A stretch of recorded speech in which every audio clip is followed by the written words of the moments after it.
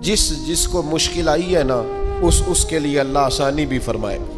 क्यों कि कुरान मजीद ने कहा, फरमाया बेशक मुश्किल के साथ आसानी है। ये हकीकत है कुरान की बताई हुई।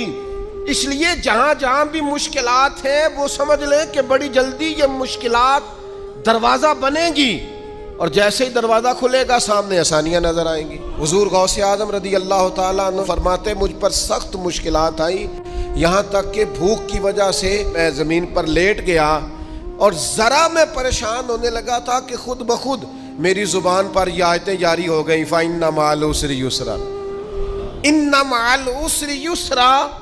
फरमाया मैं आयतें पढ़ रहा था, उठ के बैठा, चलने लगा, काम में लग गया। चंद ही दिनों में अल्लाह ने सारी मुश्किलात को आसान फरमा